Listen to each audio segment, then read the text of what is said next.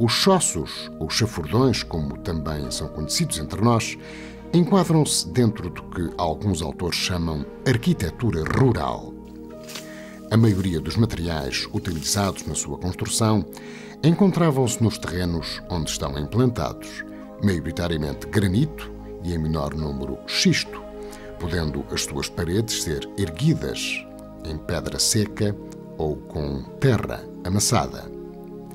A grande abundância de pedra e a necessidade de retirá-la para permitir o amanho das terras tornou este material um recurso aproveitado para construir quase tudo e sem necessidade de formação muito exigente.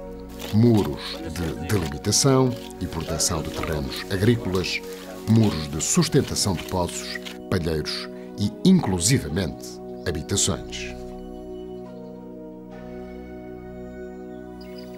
As habitações rurais ou cabanas assim construídas tiveram, ao longo dos séculos, diversas utilizações. Abrigos para homens e animais ou interpostos para guardar material agrícola ou provisões. As mais antigas e as de maiores dimensões foram maioritariamente construídas por pastores para habitação temporária ou permanente, para a proteção do gado ou de animais recém-nascidos, confecção de queijo. Igualmente numerosas, mas de menores dimensões, são as que foram construídas por lavradores e vinhateiros. As arquiteturas tradicionais são depositárias da capacidade cultural das populações se adaptarem e modificarem o meio ambiente, mesmo quando se trata de estruturas muito elementares, como é o caso dos chossos. Os chossos de pedra, como manifestações do nosso património cultural, expressam determinadas necessidades e atividades humanas, assim como experiências e vivências coletivas. Os chossos são uma manifestação arquitetónica bastante singular que, apesar de aparecerem em lugares geográficos muito afastados entre si, apresentam sempre pontos de contacto e semelhança quanto à forma e ao tamanho. Estas construções, para a maioria dos autores, são uma continuidade das casas pré-romanas que têm a sua origem no Neolítico. Também são muitos os que querem ver nelas uma reminiscência do que foram os castros celtas. Um ou outro chosso dos existentes em Aldeia do Bispo foi utilizado como habitação temporária excepcionalmente permanente ou abrigo ocasional de pastores e agricultores, mas a regra geral como abrigo para o guarda da vinha e como armazém temporário de utensílios ou produtos fitossanitários.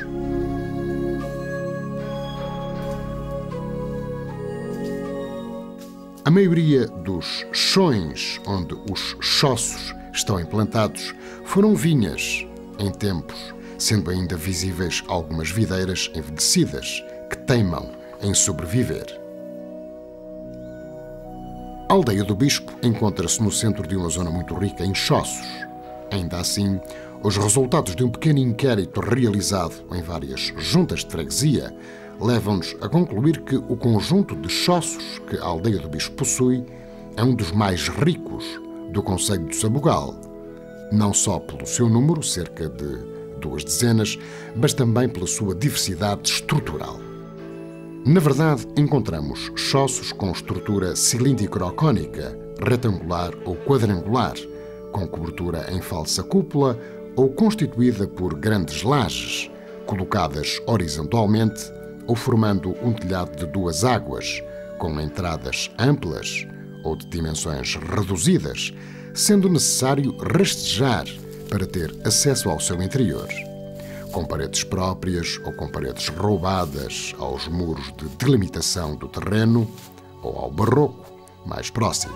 Construídos maioritariamente na primeira metade do século XX, existe um que remonta aos finais do século XIX. A técnica de construção dos chossos de base cilíndrica, sobrepujada pela cobertura cônica, é originária dos nossos antepassados celtas, tendo sido conservada e transmitida de geração em geração até aos nossos dias. Quem visitar as ruínas de antigos centros celtas, a Citânia de Briteiros, entre Braga e Guimarães, por exemplo, não deixará de reconhecer as semelhanças. Salvo uma ou duas exceções, a maioria dos chossos encontra-se desde há muitos anos sem qualquer utilização. A maioria dos chossos encontram-se em precárias condições de conservação e, apesar de ter desabado somente o teto de um deles, são visíveis rombos nas paredes, em muitos outros deslocação e queda de lajes ou deslizamento de terra de cobertura, pelo que urge iniciar obras de manutenção.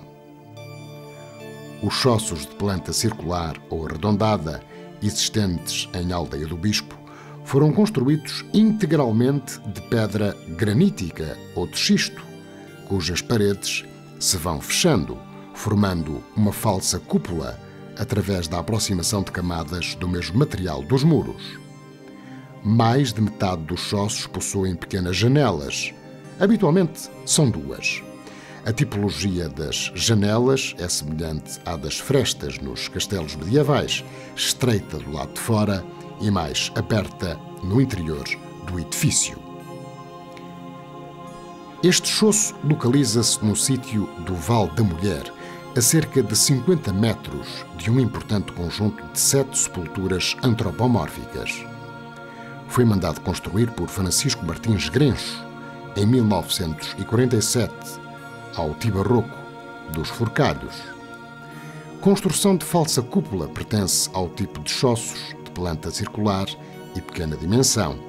Paredes espessas, de juntas cruas, com pedras de granito e terra, recolhidas localmente. A cobertura está revestida exteriormente por terra recolhida no local. A entrada do choço está virada a noroeste, na direção do terreno onde anteriormente existia a vinha, cujo guarda se pretendia que abrigasse. Era utilizado apenas no período de tratamento da vinha e amadurecimento das uvas, nunca tendo tido porta, a qual era substituída temporariamente por um molho de giestas. O choço de Val de Portinho, bem no centro do antigo chão de Castanheiros, atualmente utilizado frequentemente como abrigo e ponto de encontro de caçadores em caçadas organizadas pelo Dr. Francisco Manso. A sua principal função, no entanto, era servir de apoio no tratamento de castanheiros e, sobretudo, para guarda provisória de castanhas, até ao seu transporte para a povoação. É o único de 3 chossos de falsa cúpula a ser construído em pedra seca e xisto castanho, recolhido localmente e da mesma cor da terra que reveste a cobertura e aquele que possui maior diâmetro na base. Encontra-se em razoável estado de conservação, carecendo, mesmo assim, de recolocação de algumas pedras nas paredes e da laje de fecho, para além da reposição de terra na parte exterior da cobertura. Este choço localiza-se no sítio das Eiras, a cerca de 50 metros do caminho para o Prado Castelhano, atualmente no meio de pinheiros e giestas. Situado em terreno arável, encostado bem ao limite da propriedade, assenta inclusivamente uma das suas paredes laterais no próprio muro da linde.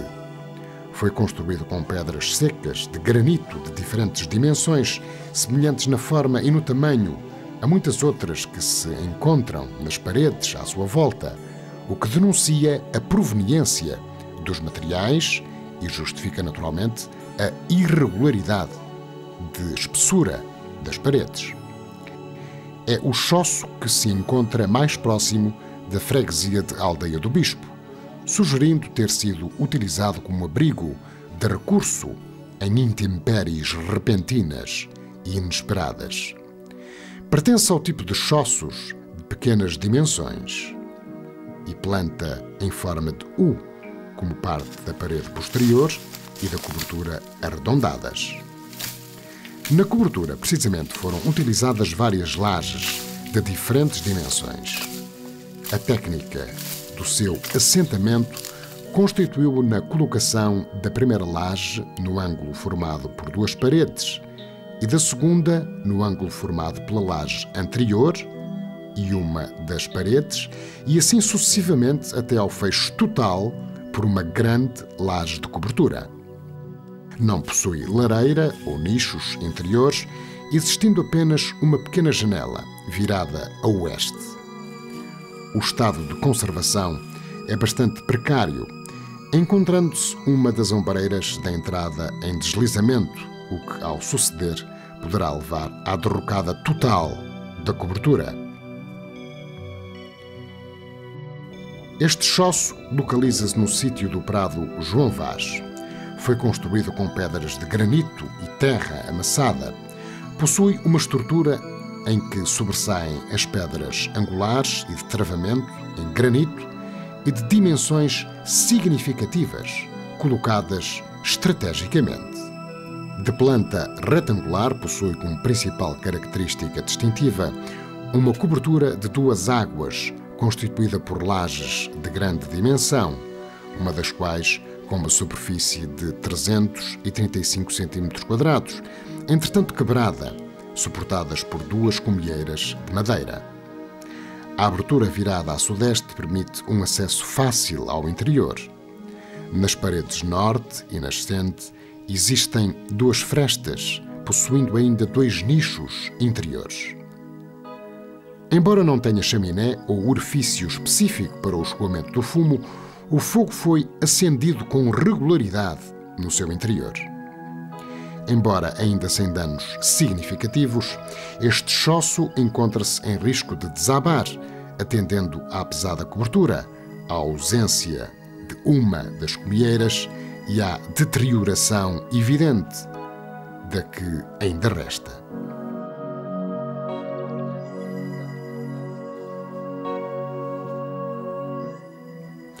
Este choço é o exemplo acabado do partido que os nossos antepassados tiravam dos recursos que tinham à mão.